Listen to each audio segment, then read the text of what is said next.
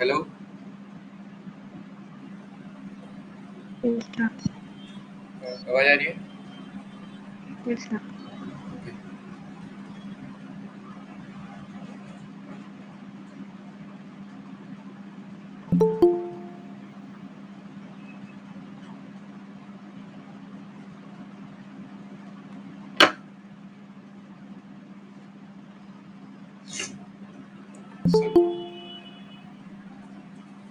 सुबह हमने क्या पढ़ा था? Pure rotational spectra. उसमें किसी को कोई डाउट है?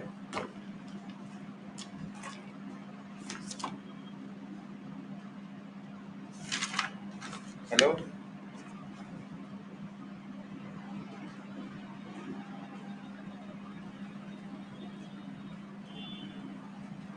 Hello, Yes, sir. किसी को डाउट है प्योर रोटेशनल स्पेक्ट्रा में? No doubt, sir. हाँ, नहीं है? No, sir. अब नेक्स्ट है vibrational spectra and vibrational rotational spectra. Numericals तीनों के एक साथ कर देंगे। मैं फॉर्मूला बता देता हूँ इसके, मतलब इसको बता देता हूँ क्या है ये।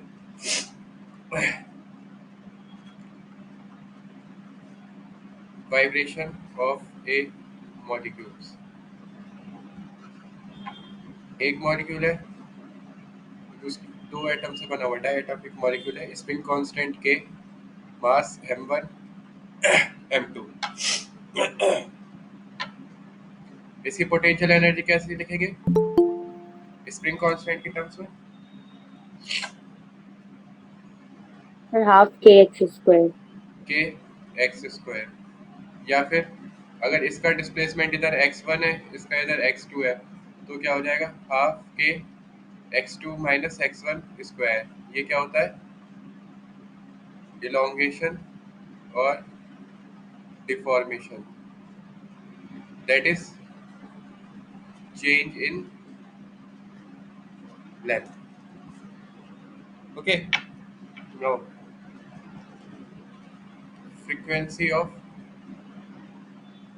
ऑसिलेशन। फ्रीक्वेंसी ऑफ ऑसिलेशन क्या है? Nu is equals to 1/2 pi root K by mu.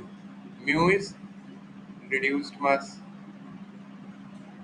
is equals to m1 m2 upon m1 plus m2.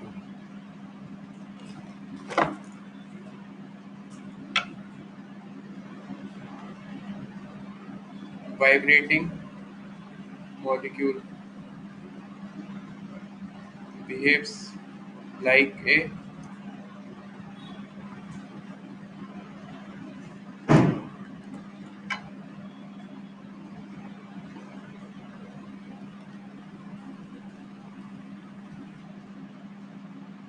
simple harmonic oscillator. Okay, अगर सिंपल हार्मोनिक ऑसिलेटर की तरह बिहेव कर रहा है तो उसकी एनर्जी कितनी होगी? E इज इक्वल्स टू, बताओ। 1/2 h cross omega.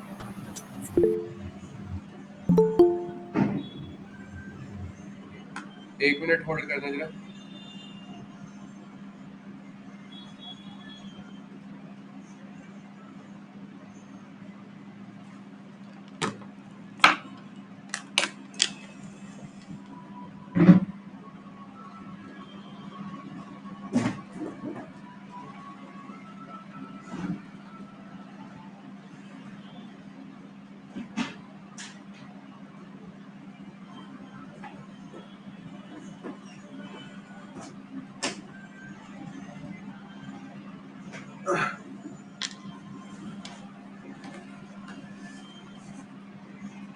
Hello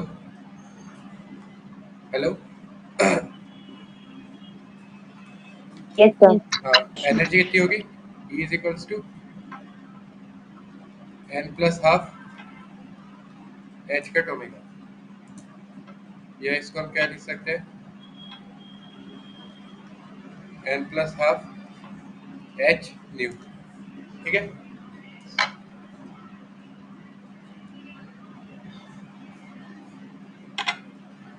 H c nu bar, h से एच कट गया, nu bar equal to nu by c n to half.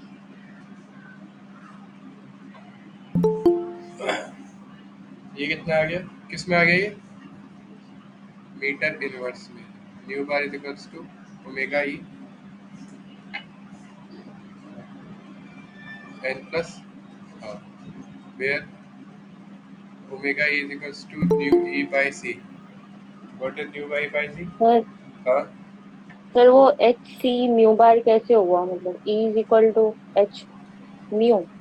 E is equals to h c by lambda होता है ना, तो new अच्छा बार हाँ क्या ठीक। होता है? 1 बाय लैम्डा होता है। ठीक है, तो ये आ गई हमारा where nu omega is B by c is, sorry,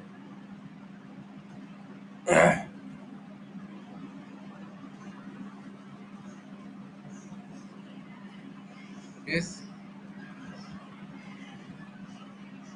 vibrational constant. Okay, sir यहाँ पर दोनों मॉलिक्यूल ही वाइब्रेट कर रहे हैं ना, मतलब M1 एंड M2। हाँ, एक अकेला कैसे वाइब्रेट करेगा अगर दूसरा उसके साथ अटैच्ड है तो? इसमें यस सर। देखो, जब दो चीज एक साथ अटैच्ड होगी तो रिलेटिव मोशन देखा जाएगा दोनों का। अगर जैसे हम उसमें पढ़ देते हैं, क्या कहते हैं, स्पेशल थ्योरी ऑफ रिलेटिविटी में पढ़ते हैं ना, कि एक फ्रेम से देखने पे दूसरी फ्रेम की चीजें कैसे दिख रही हैं, यस सर। तो ऐसे ही है। आप अगर M1 पे बैठे हो तो M1 आपके लिए स्टेशनरी है, तो M2 आपको वाइब्रेट हुआ दिखेगा। और आप अगर M2 पे बैठे हो तो M1 आपको ऐसे दिखेगा, वाइब्रेट होता हुआ। लेकिन अगर आप जो एज अ होल देखोगे, तो अगर एक के भी कॉन्फ़िगरेशन में कोई चेंज आएगा, एक भी वाइब्रेट करेगा, तो उसका उसके रेस्पेक्ट में ऑटोमेटिकली करेगा। ठीक है, लास्ट में क्या बोले, एक बार रिपीट कर दीजिए। दोनों एक दूसरे के रेस्पेक्ट में वाइब्रेट करेंगे या रोटेट करेंगे as a whole. Okay. Okay, yes sir. No,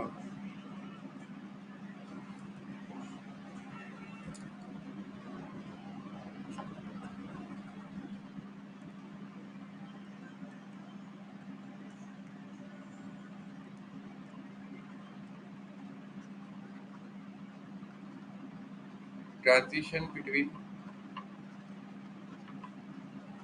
vibrational levels.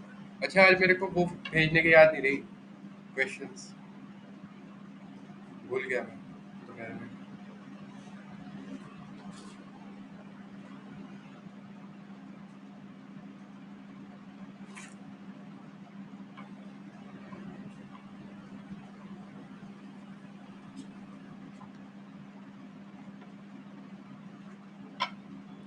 If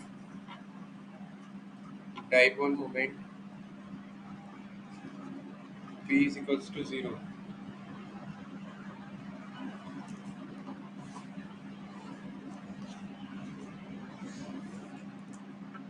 then molecule cannot develop dipole moment due to vibration. अगर वाइब्रेशन हो रहा है तो डाइपोल मोमेंट जनरेट नहीं किया जा सकता, ठीक है। अगर रोटेशन है तो उससे आप जनरेट कर सकते हो, क्योंकि उसकी एनर्जी उस रेंज में लाई करती है, लेकिन वाइब्रेशन की एनर्जी उस रेंज में लाई नहीं करती कि आपका डाइपोल मोमेंट किसी एटम के अंदर जनरेट हो जाए।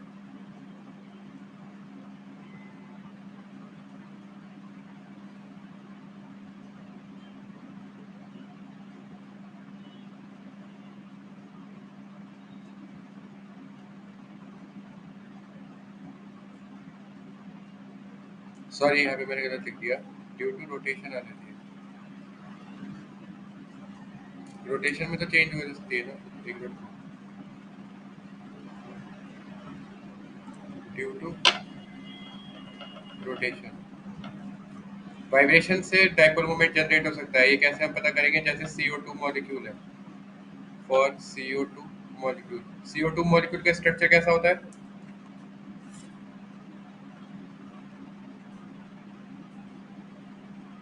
हेलो,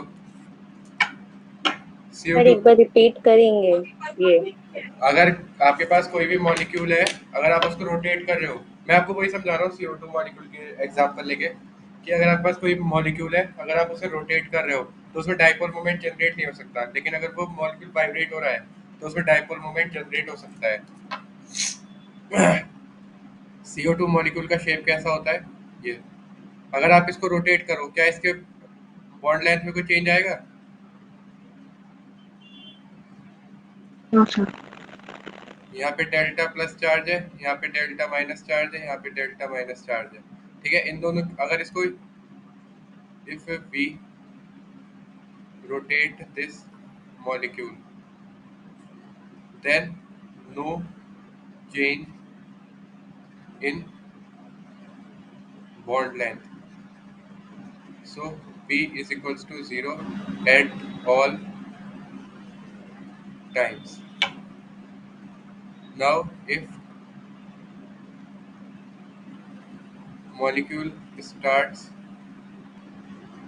vibrating, हमने स्मॉल ऑसिलेशन में पढ़ा था, अगर दो एटम है ऐसे कनेक्टेड है, तो या तो ऐसे हो सकता है इन दोनों का, या फिर ऐसे हो सकता है ना, या फिर दोनों एक डायरेक्शन में जा सकते हैं।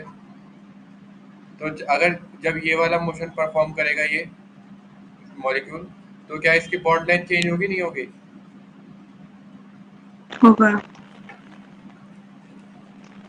Then bond length is changing, so we can say that, तो हम क्या कह सकते हैं? so we can say that dipole moment is generated, okay।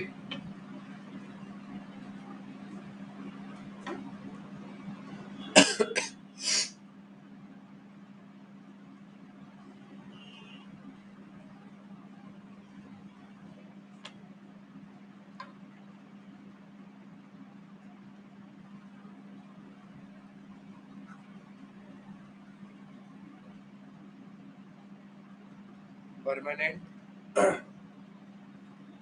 Dipole moment examples क्या है इसके? HCl,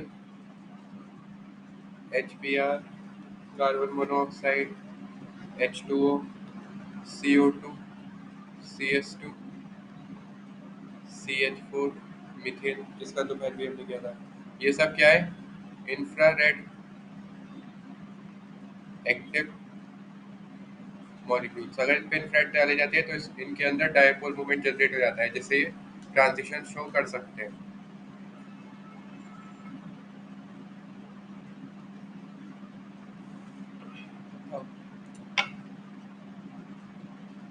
H2O2, N2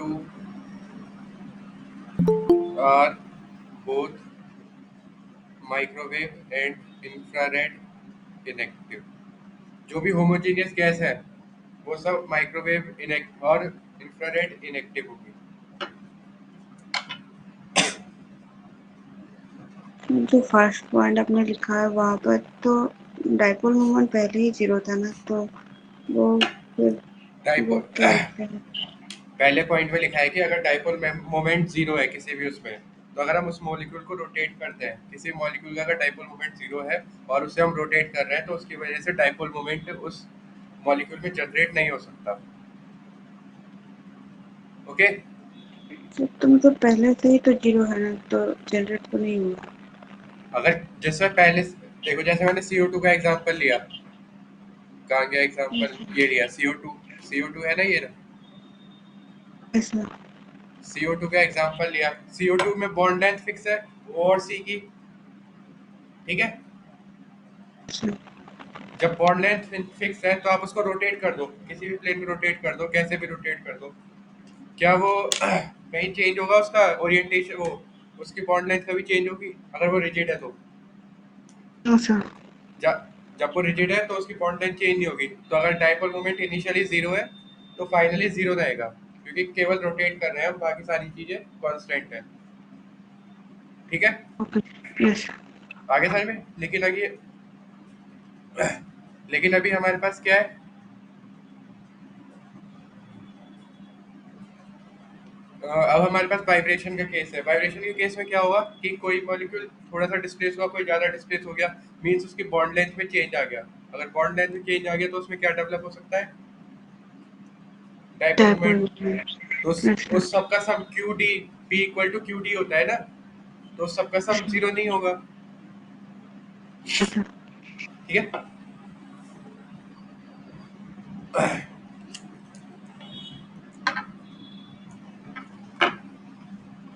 selection rule.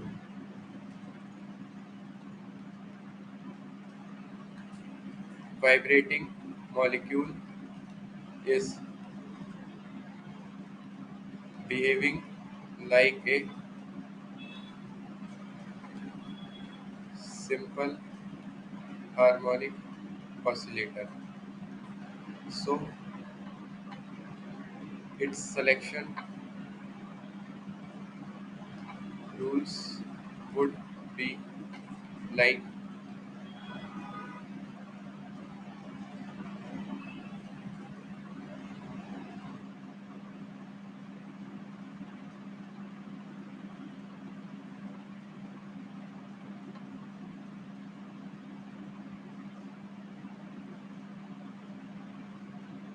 एक एम स्ट्रेट लिया, एक एन स्ट्रेट लिया, ए डैगर है। अब यहाँ पे अगर हमें इसकी वैल्यू चाहिए तो एम और एन की वैल्यू कितनी होनी चाहिए? कितना डिफरेंस होना चाहिए? कब जाके ये देगा? अगर एम और एन इक्वल है तो इसकी वैल्यू कितनी आएगी पोजीशन ऑपरेटर की?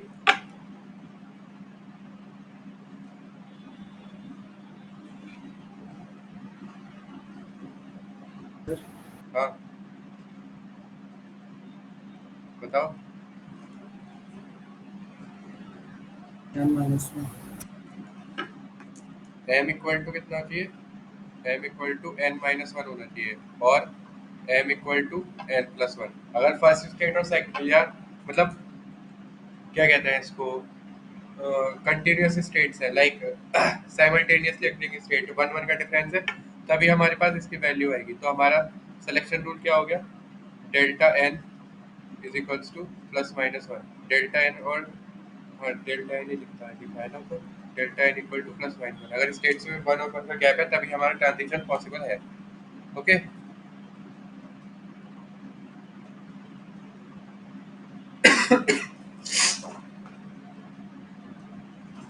तो क्या चीज़ का ट्रांजिशन, हाँ जिसका ट्रांजिशन पॉसिबल है? ट्रांजिशन मॉलिक्यूल का, जैसे सुबह हमने देखा था ना रोटेशनल स्टेट्स में delta J equal to plus minus one आया था। ठीक है now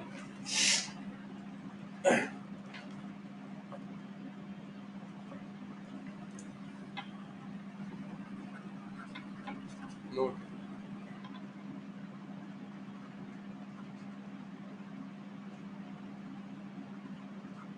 for linear molecule number of vibrational rotational modes is equals to 3n minus 5, out of which n minus 1 are from stretching and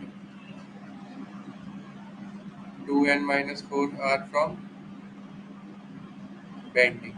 इसको आप ऐसे ही याद कर लीजिए, remember for non linear molecule n कितना है, नंबर ऑफ एटम है, n क्या है, number of atom in molecule.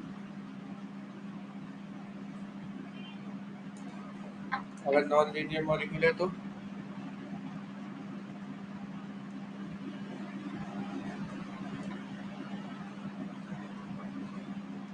Number of modes is equals to 3n minus 6, n minus 1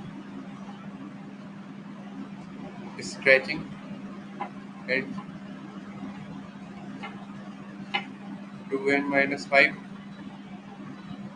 bending। इसको भी याद कर लीजिए। ओके ठीक है।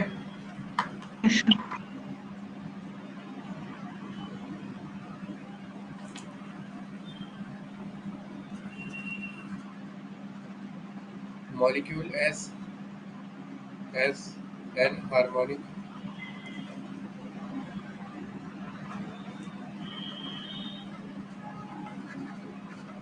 oscillator।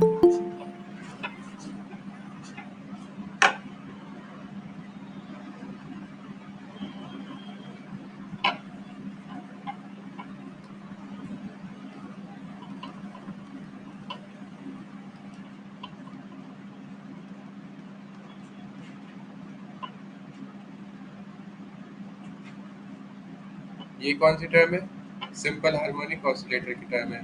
ये इसमें क्या आ गया, डिस्टॉर्शन। मतलब अब ये मॉलिक्यूल जो है हमारा एन हार्मोनिक ऑसिलेटर बन गया है। एन हार्मोनिक मीन्स जिसकी कांस्टेंट फ्रीक्वेंसी नहीं है, theta r minus r e की पावर 4।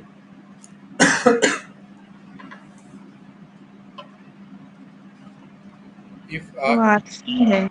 हाँ आर ई ओके इक्विलिब्रियम है, r e equilibrium length,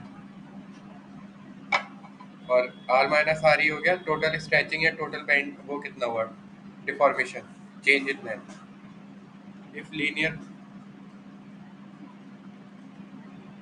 term r minus r e is added to potential, then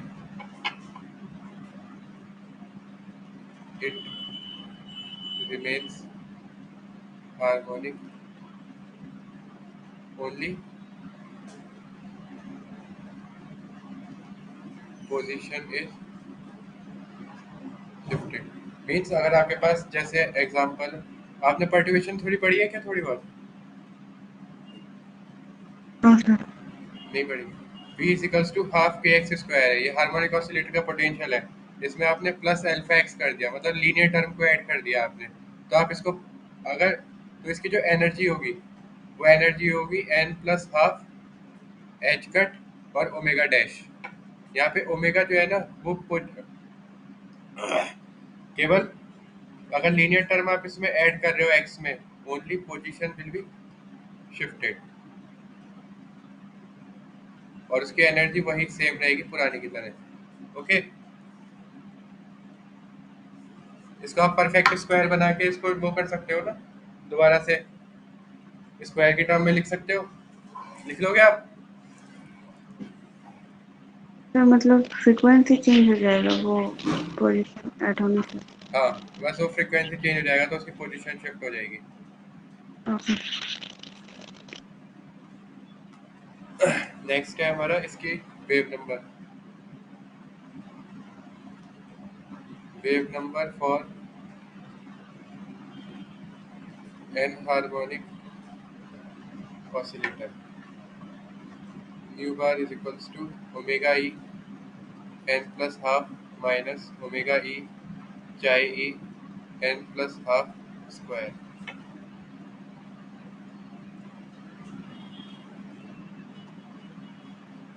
Selection rule for an harmonic oscillator. Delta n is equals to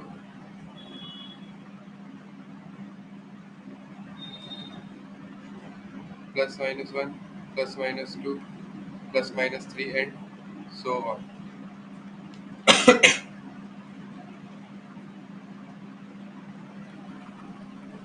Frequency of vibrational level is more than the frequency of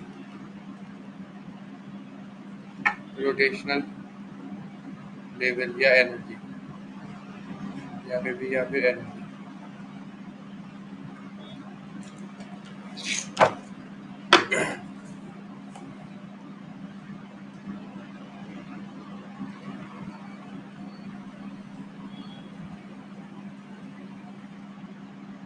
लिख नहीं पाए, हाँ लिख नहीं पाए। क्या? तो वो एक लास्ट लाइन सिर्फ दिखा दीजिए। 1 मिनट अभी दिखा रहा हूँ।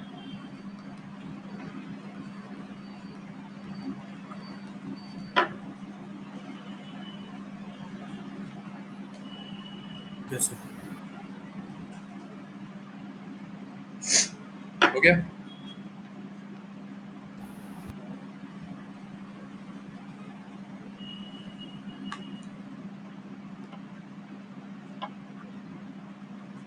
Fundamental mode.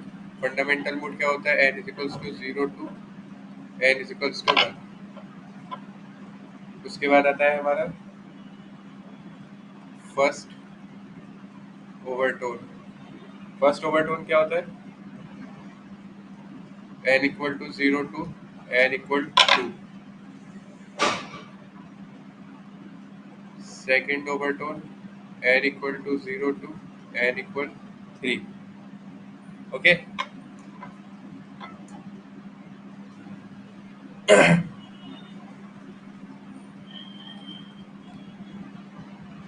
similar to rotational spectra, vibrational spectra is also depending on the isotopic mass। Isotopic mass कहाँ से आता है? ओमेगा जो है हमारा, omega root K by mu होता है, means it depends on the reduced mass. For different isotopes we have different reduced mass, so the frequency of the vibration will be different for all the isotopes।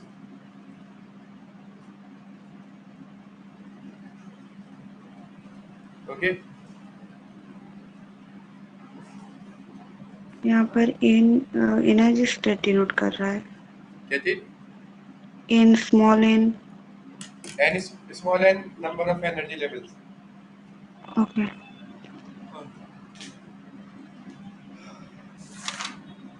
Okay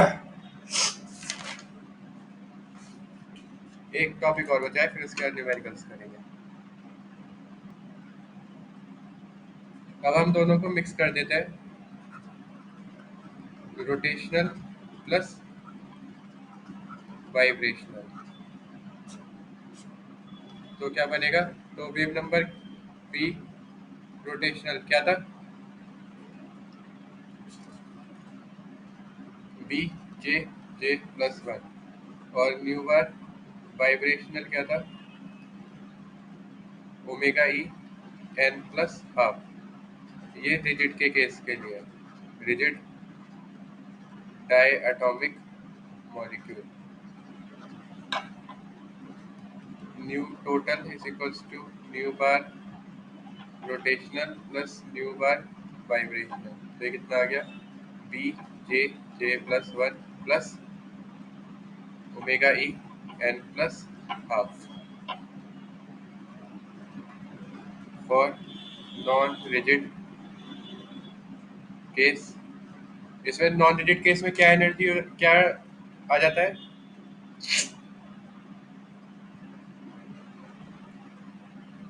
for non rigid case and also an harmonic.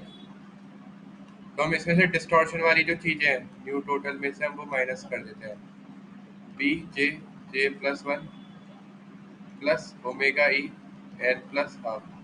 Rotational में distortion क्या होता है? T J square J plus one whole square minus ये anharmonic factor N plus half whole square distortion, और ये N harmonic. इस वाले unit जो है आपके एटॉमिक एंड मॉलिक्यूलर फिजिक्स, आपको इसमें कुछ ऐसा खास समझने का नहीं है। जो आपको प्रैक्टिस करना है वो क्वेश्चन प्रैक्टिस करना है, बस उसी से हो जाएगा।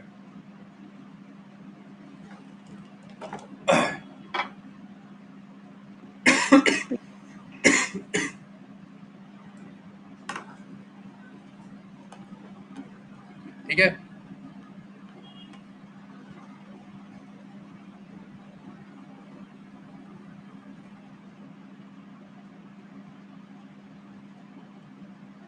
तो जो n minus one r form stretching था तो वो सिर्फ वाइब्रेशनल के लिए था ना? हाँ रोटेशनल के लिए नहीं होगा वो?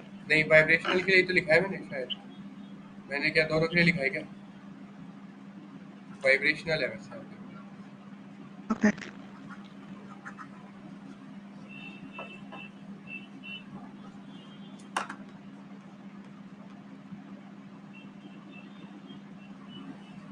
नेक्स्ट है हमारा वाइब्रेशन प्लस ट्रांजिशन में, इसमें एक पॉइंट लिखना है, spacing between the vibrational level are more than the spacing between rotational level. Rotational energy levels are lying between the vibrational energy level. इसका मतलब क्या हुआ? अगर ये आपका एनर्जी बैंड डायग्राम है,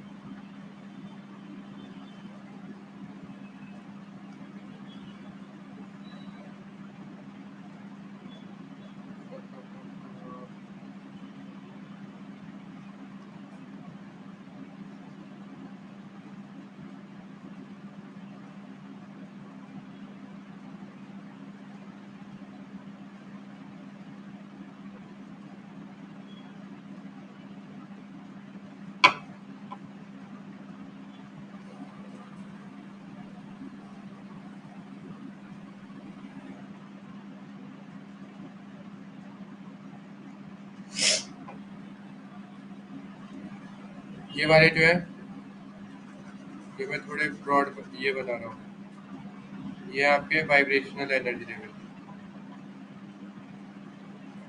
okay,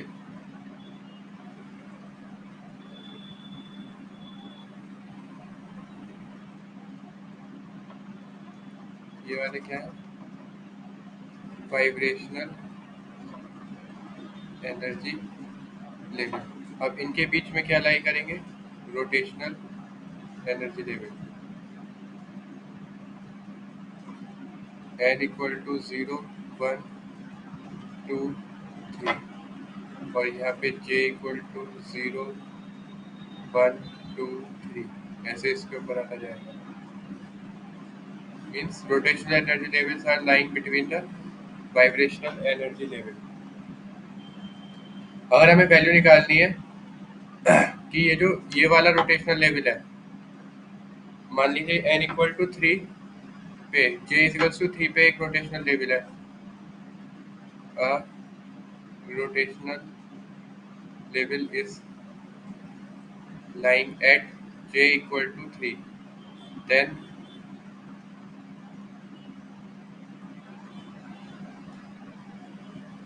closest vibrational level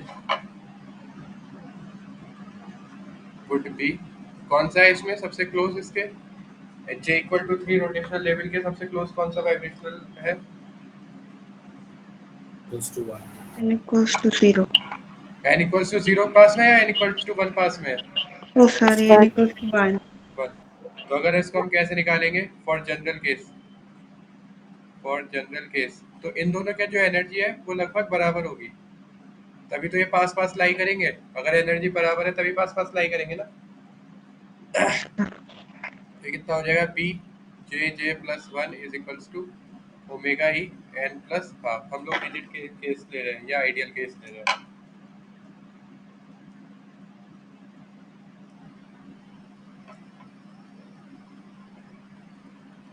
for first level n is equals to 0, तो B J J plus 1 is equals to omega e by 2।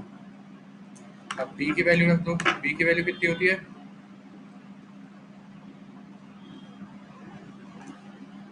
B की वैल्यू बताओ, h upon 8 pi square I C, j J plus 1 is equals to omega e by 2।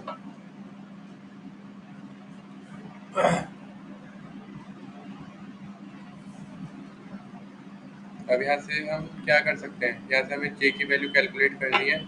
इसको calculate करने के बाद जे की value जो आती है मैं डायरेक्ट लिख रहा हूँ, के I square by H cut mu, H cut square mu whole under root. Means number of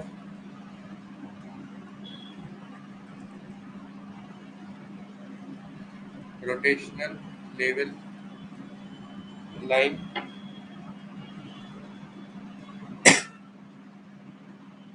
between two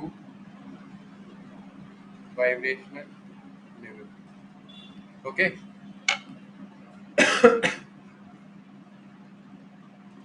this is clear. Hello,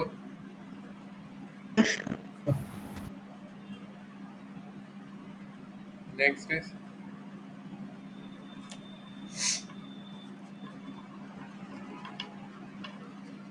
transition between vibrational and rotational level। तो उससे तो टोटल नंबर नहीं आएगा ना, मतलब एक नंबर आएगा। एक नंबर आ गया, मान लीजिए यहाँ से आपने कैलकुलेट किया और आपका नंबर आ गया 10, यस सर। तो आपके पास जो 0 से लेके 10 तक के जे की वैल्यू है वो सब उस लाइन में लाई कर रही है। Okay sir. ठीक है,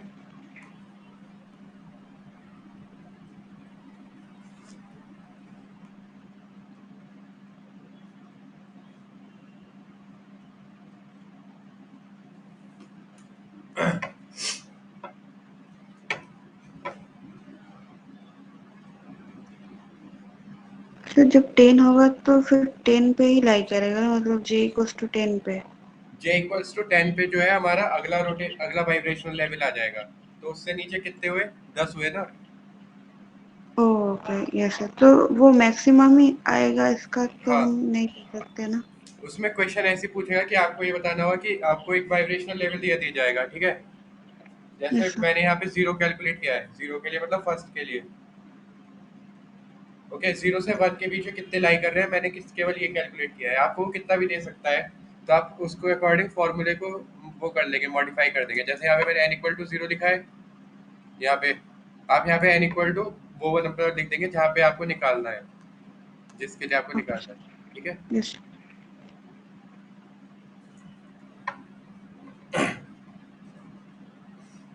ये है आपका vibrational level n equal to 0, और ये आपका another vibrational level n equal to 1। एक मिनट इसको दोबारा समझाता हूँ, थोड़ा बड़ा बड़ा जिससे कि समझ में आए।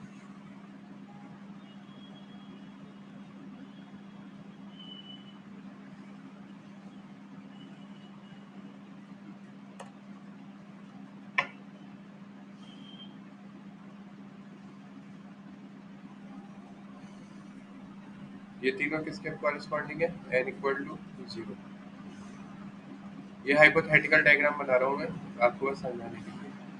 और ये किसके कॉरेस्पॉन्डिंग है, n इक्वल टू 1 के लिए। अब दो वाइब्रेशनल के लेवल के बीच में क्या होता है, रोटेशनल लेवल प्रेजेंट है। तो ये किसके लिए, j equal to 0, j equal to 1, j equal to 2। फिर again j equal to 0, j equal to 1, j equal to 2। Selection rule कितना होता है, selection rule for rotational level del j is equals to plus minus 1, for vibrational del n equal to plus minus 1। तो यहाँ से कौन सा between rotational level कौन सा पॉसिबल होगा, j इक्वल 2 से 0 पॉसिबल है, नो सर। हाँ, नो सर। नो और यस। डेल्टा ये तो प्लस माइनस 1 होना चाहिए, नहीं तो हाँ तो नहीं। ये पॉसिबल नहीं है, ओके। 1 से 2 पॉसिबल है, 0 से 1 पॉसिबल है, बस और कोई पॉसिबल नहीं है ना।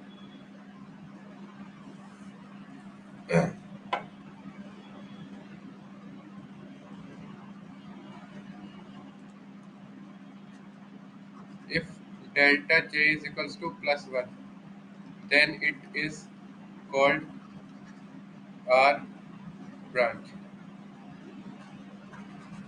If delta j is equals to minus 1, then it is called P branch. Next,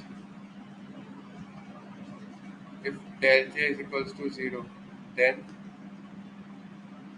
transition is not possible in diatomic molecule. It can only take place in polyatomic molecule. Okay. तो हमारा ये खत्म हो गया, vibrational rotational और vibrational rotational का mix. अब हमें क्या करना है, इसका एग्जाम्पल करना है। अभी तक किसी को कोई डाउट इसमें,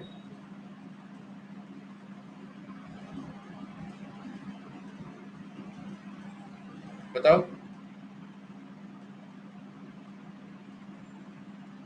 हेलो,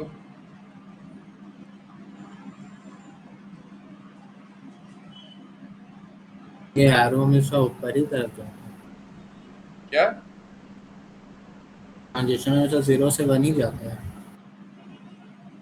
समझ में नहीं आया, सॉरी, क्या जाता है। ट्रांजिशन दिखाए है ना, हाँ हाँ, ये एरो हमेशा ऊपर नीचे से ऊपर ही जाएगा। नहीं नहीं नहीं, ट्रांजिशन तो मतलब एक जगह से दूसरी जगह जाना है, मैंने ऊपर ऐसे दिखाया है।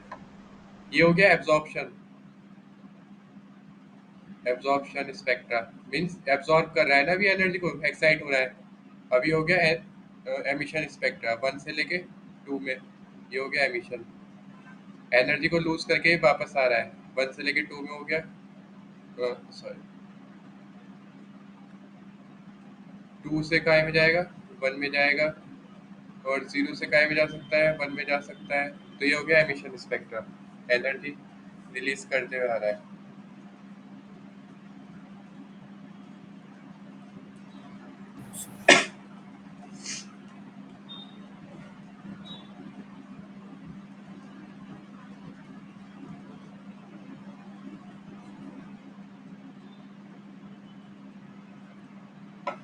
ठीक है, इसमें और किसी doubt?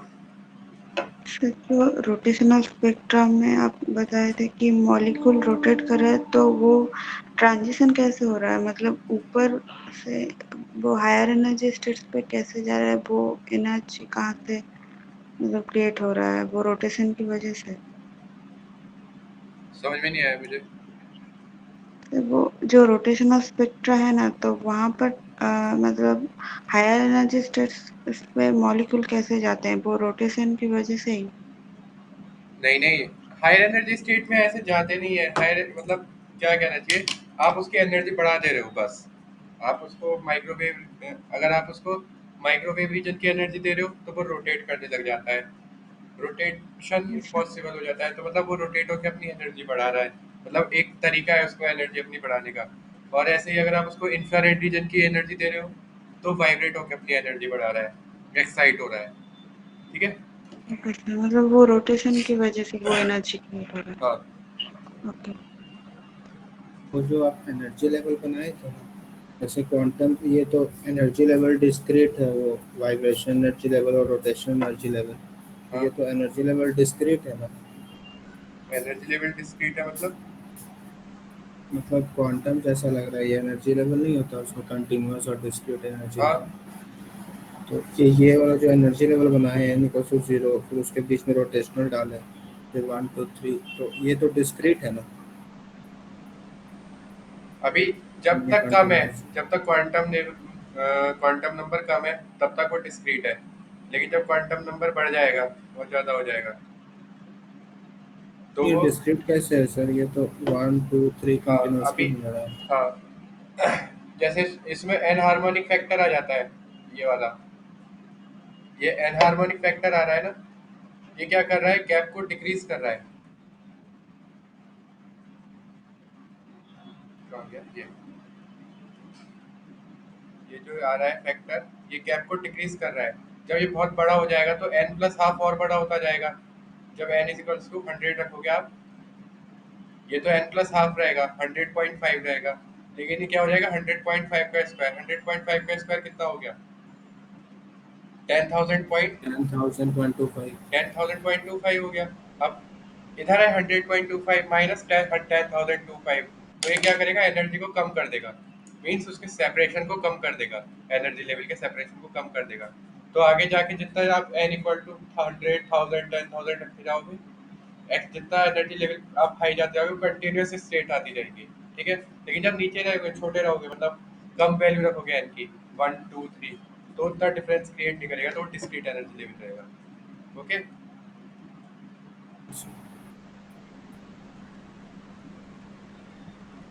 Thank you sir.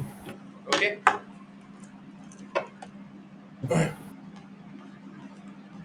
Next example,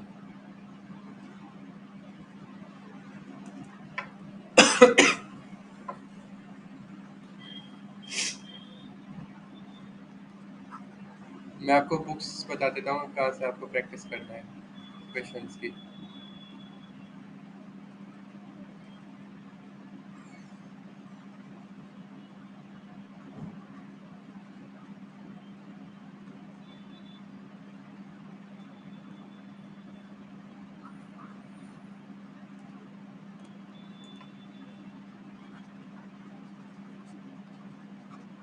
Rajkumar,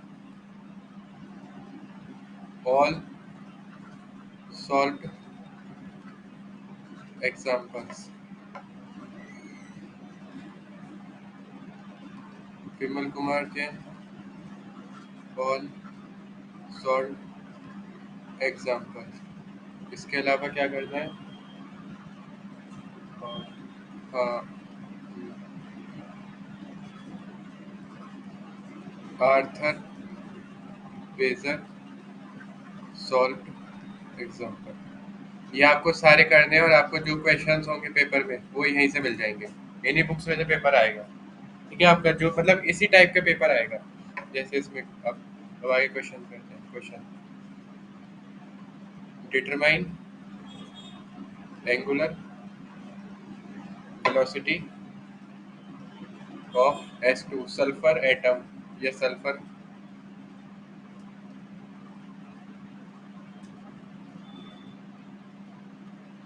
molecule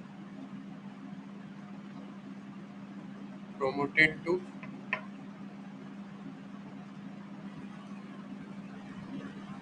first excited state if distance between nucleus is 189 nanometre. Solution, हमें क्या निकालना है? Angular velocity. एंगुलर वेलोसिटी किस में आती है? वाइब्रेशन में आएगी या रोटेशन में आएगी? रोटेशन। एंगुलर वेलोसिटी रोटेशन में आएगी तो हमें रोटेशन का फॉर्मूला लगाना पड़ेगा। Energy is given by L square by 2I gives half I omega square is equals to L square by 2I। तो यहाँ से L इज इक्वल्स टू कितना आ गया? I omega. I की वैल्यू कितनी होती है? Mu are square omega. बस आपको छोटे छोटे फॉर्मूले को मैनिपुलेट करना है और आपके क्वेश्चन सारे होते जाएंगे। ओके, ओमेगा यहाँ से कितना आ गया? Omega is equals to L upon mu are square. Okay, एक तरीका ये है इसको सॉल्व करने का। सेकंड मेथड, सेकंड मेथड में क्या कहा है कि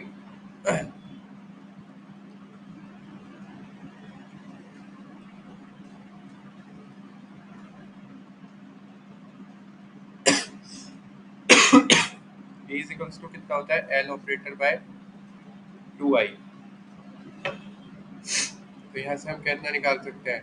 omega is equals to h cut j plus 1 by 2। इसका डेरिवेशन हम देखते हैं, पहले इसका डेरिवेशन देखते हैं कैसे किया है।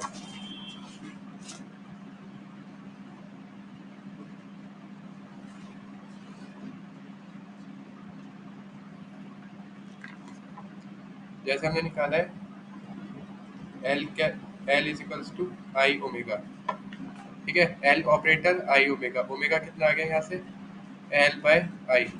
L ऑर्बिटल एंगुलर मोमेंटम की वो क्या हो गया? Eigenvalue H cut root L L plus 1 by iota. तो ये हमारी एंगुलर वेलोसिटी कितनी आ गई? H cut I I plus 1 L L plus 1 by आई।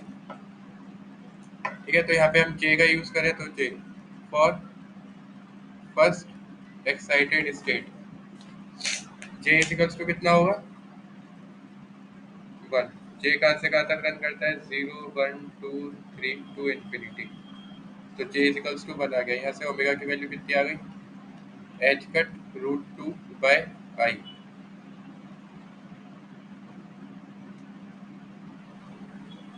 यहाँ पे आई है। बस अब आप इसको सॉल्व कर लेंगे।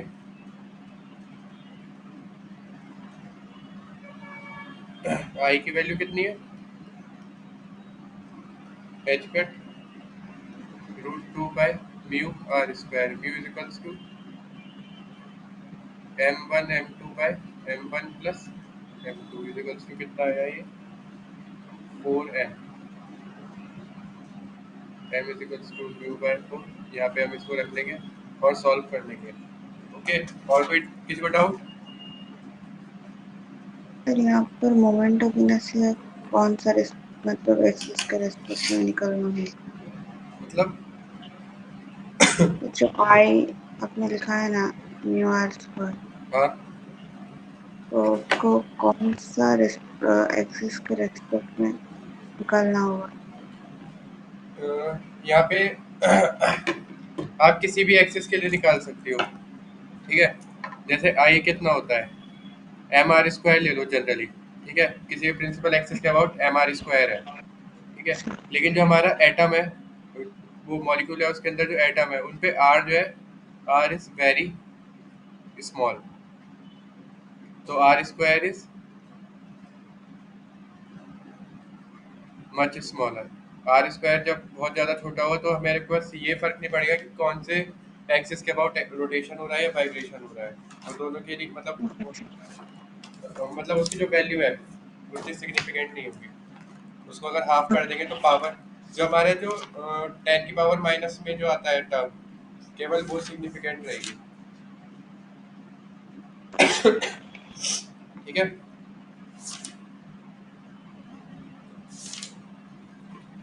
इसके मैं क्वेश्चन देखता हूँ रोटेशन के, और एंगुलर वेलोसिटी का पता चल गया कैसा क्वेश्चन आएगा। ऐसा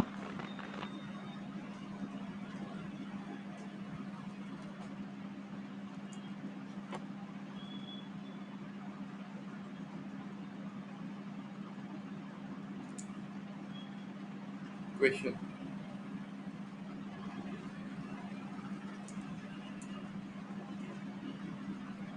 the moment of inertia of HCl is 2.7 equal minus 47 kg per meter square, and rotational constant is 1034 meter inverse. Calculate the frequency and period of rotation in J is equals to 1 and J is equals to 3. Solution, हमें क्या निकालना है, हमारे पास किस किस की value है, rotational constant b is equals to 1034 metre inverse, हमारे पास आई गिवन है 2.7 into 10 to the power minus 47, हमारे को क्या चाहिए, टाइम चाहिए और फ्रीक्वेंसी चाहिए। टाइम और फ्रीक्वेंसी को ये कैसा फॉर्मूला है जहाँ पे दोनों आते हो,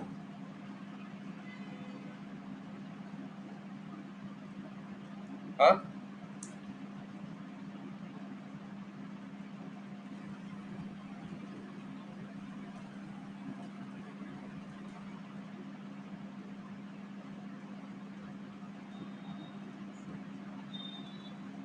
हेलो, equals to 2 pi.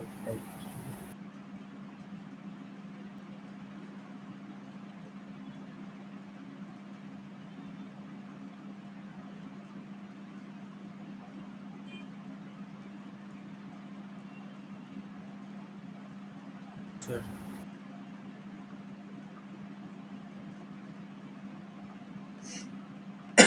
बताओ। Omega is equals to 2 pi nu is equals to 2 pi by T. Omega की वैल्यू अभी हमने निकाली H cut root L, L plus 1 by I. आपके पास आई की वैल्यू है, एल की वैल्यू है, एच कट की वैल्यू आपको पता है, यहाँ से आप ओमेगा और 2 पाई न्यू वगैरह से डिवाइड करके टाइम और वो निकाल सकते हो, निकाल सकते हो। ऐसा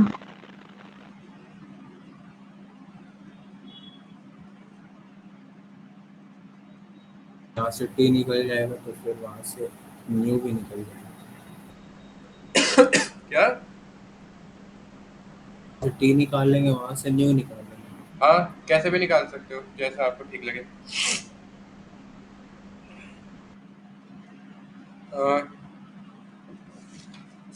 आप इसमें कोई आपका कॉन्सेप्चुअल डाउट है तो आप बताओ, क्योंकि इसके न्यूमेरिकल्स तो बहुत सिंपल सिंपल है।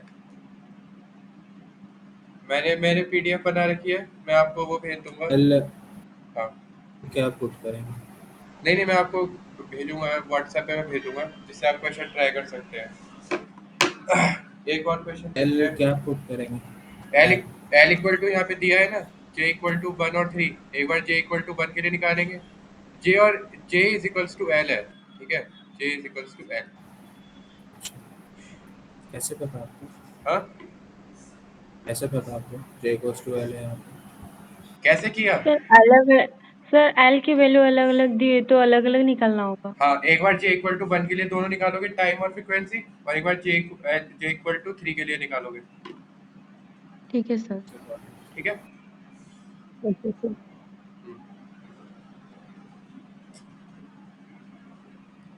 Next.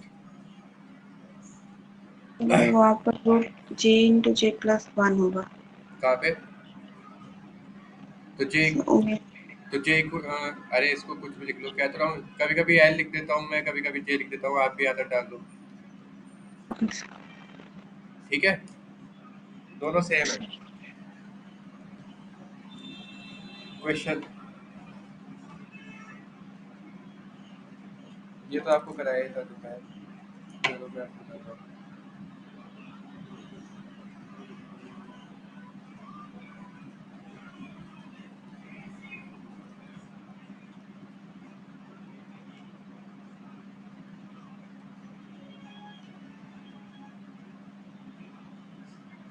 For the j equal to 0 to j equal to 1 rotational absorption line occur at 1.13 into 10 to the power 11 cycle per second in C12O16 and 1.102 into 10 to the power 11 cycle per second for CXO16. Find x। तो आपको यहाँ पे क्या question से क्या पता चल रहा है? C12O16 के लिए आपको लाइन की वैल्यू दी है, कहाँ पे लाइन आ रही है, और CXO16 के लिए आपको CXO16 के लिए दी है, तो आपको x की वैल्यू बतानी है। तो ये कैसे होगा, इसमें क्या कॉन्सेप्ट लगेगा?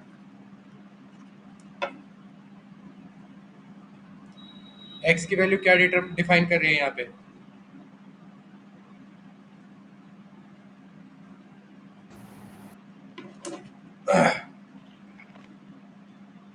एटॉमिक नंबर, एटॉमिक नंबर या मास नंबर?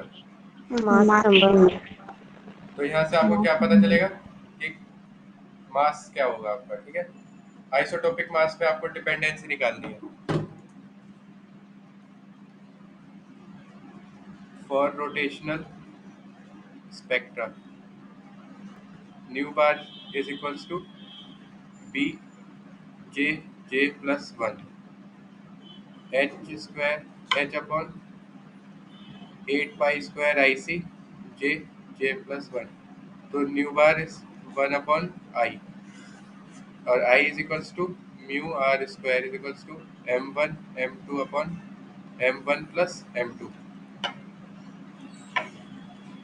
तो न्यू 1 बाय न्यू 2 कितना हो गया? Mu 2 by mu 1। बस आप इसको यहाँ पे एक बार इसका 12,16 के लिए निकालो, नेक्स्ट में आप x,16 के लिए निकालो, फिर वहां से आप x की वैल्यू निकाल सकते हो।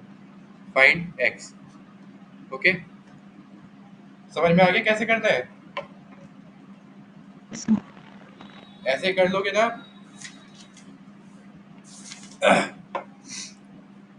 आप बाकी क्वेश्चंस आप ट्राई करना, मैं आपको पीडीएफ भेज दूंगा वहां से। इम्पोर्टेंट क्या है? एंगुलर फ्रीक्वेंसी और velocity. Second, moment of inertia कैसे निकालेंगे। थर्ड है separation of molecule. Separation of molecule क्या आ जाएगा? आर। और फिर इसके बाद में क्या निकालना है? Frequency of vibration. वाइब्रेशन की फ्रीक्वेंसी कहाँ से आएगी? वाइब्रेशनल मोशन से आएगी।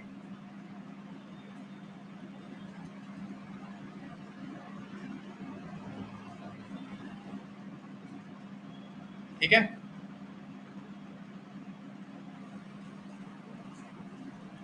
ओके। तो मैं आपको भेज दूंगा, और किसी को कोई डाउट है तो आप बताओ। तो आप इसमें से क्वेश्चंस वगैरह सारे देख लेना कैसे करने हैं, जो नहीं हो रहा होगा फिर हम उसको डिस्कस कर लेंगे। ओके,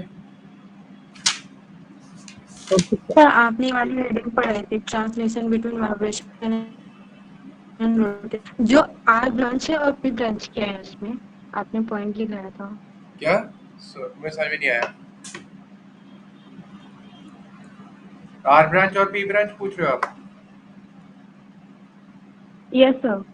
आर ब्रांच और पी ब्रांच तो नाम दिया है। अगर +1 का डिफरेंस है जे में, जैसे आप यहाँ से देखो क्या ट्रांजिशन हो रहा है, यहाँ इस वाले के लिए निकालो आप, क्या कहते हैं, ये j इक्वल टू 1 से जा रहा है, j इज इक्वल्स टू 0 में, तो डेल्टा j कितना हो गया, 1 minus 0 is equals to 1, means 1 आ रहा है, तो ये आपकी आर ब्रांच कहलाएगी। लेकिन ये कहाँ जा रहा है, 0 से जा रहा है 1 में, तो डेल्टा j कितना आ गया, 0 माइनस 1 इज इक्वल्स टू -1, इसीलिए तो एरो बनाया गया है ये कि ट्रांजिशन हो कहाँ से रहा है। तो ये क्या आ गई, पी ब्रांच, यस। सॉरी ये आ गई आर ब्रांच और ये आ गई पी ब्रांच। ओके, ये आपको एरो देखना है कहाँ से कहाँ जा रहा है, फिर उसके बाद आपको बताना है कि डेल्टा जे क्या आ रहा है। ठीक है सर। ओके, फिर आपको पी ब्रांच और आर ब्रांच डिफाइन करनी है। और कोई डाउट किसी का? सर वो absorption spectra and emission spectra अलग अलग टाइप के होते हैं या एक ही टाइप? वो बस डिपेंड करता है कि आपका स्पेक्ट्रा आप कौन सी स्टेट में ले रहे हो। अगर आप उसको एब्जॉर्प्शन की स्टेट में ले रहे हो तो वो एब्जॉर्प्शन स्पेक्ट्रा होगा। अगर आप उसको एमिशन की स्टेट में ले रहे हो, मीन्स एनर्जी जब लूज कर रहा है उस स्टेट में ले रहे हो, तो आपका एमिशन स्पेक्ट्रा होगा। बाकी कोई डिफरेंस नहीं है। ओके सर, वो पैटर्न कहाँ पर दिखता है मतलब? ये तो आप आपका ऑसिलोस्कोप वगैरह आता है ना, देखा होगा आपने इलेक्ट्रॉनिक्स की लैब में। हाँ, तो उसी में होता है। Okay sir. ठीक है, और कोई किसी को कोई डाउट? मैं राजकुमार की बुक तो सबके पास होगी ना? Yes sir. हाँ, तो आप उससे करना। और विमल कुमार जैन का जो भी न्यूमेरिकल्स है वो मैं आपको मंडे को उसको लाइब्रेरी जाऊंगा तो वहां से लेके मैं आपको फोटो खींच के भेज दूंगा। ओके, ठीक है, ओके, बाय। कल थैंक यू अ, सर। कल आपकी एटॉमिक फिजिक्स कराऊंगा मैं। आपका रमन स्पेक्ट्रा बचा है, और कल सुबह आपका एटॉमिक फिजिक्स हो जाएगा, जीमैन इफेक्ट वगैरह, और कल शाम तक आपका एटॉमिक खत्म हो जाएगा पूरा, Zeeman effect, Paschen back effect, और क्या है, स्टार्क इफेक्ट। रमन इफेक्ट। हाँ, कल आपका शाम तक आपका ये पूरा खत्म हो जाएगा। ठीक है, सर आप न्यूटोनियन मैकेनिक्स पढ़ाएंगे क्या? न्यूटोनियन तो नहीं कराऊंगा, केवल आपको वो कराऊंगा मैं, कंजर्वेशन लॉस वगैरह बता दें आपको। न्यूटोनियन नितेश सर जो ने। एग्जाम्स को लेकर थोड़ा सा, अगर मतलब न्यूटोनियन मैकेनिक्स में जो एग्जाम्स को लेकर ज़्यादा प्रोन है उसको थोड़ा सा हिंट कर दीजिएगा। ठीक है, मैं नितेश सर से बात करता हूँ। सर कल भी क्लास 9:30 से है। हाँ, सिद्धांत को बता देना, सिद्धांत ने तो लीव कर दी मीटिंग। कल सुबह 9 बजे से क्लास होगी, और कल शाम वाली जो क्लास है, जो सब कल शाम को 7 बजे से रखा है ना सर ने, तो कल उसको हम 4 बजे से कर लेंगे। 4 बजे से कोई और सी क्लास है क्या आपकी? नहीं हाँ सर। सर। सर आपकी क्लास नो सर। नहीं है कोई क्लास ना कल 4 बजे? No sir. हाँ, तो फिर कल शाम को 4 बजे कर लेंगे, क्योंकि कल शाम को मेरे को फिर बाहर जाना है, थोड़ा बाहर जाना है, मतलब घूमने जाना है। ओके, बस। ठीक है, चलो बाय, कल सुबह मिलते हैं 9 बजे। 9 बजे 9:30 बजे? सर 9:15। 9:15 है ना? हाँ, तो 9:15 में मिलते हैं, ठीक है। वो थैंक जो यू। एनर्जी लेवल बनाया था वो इक्विडिस्टेंस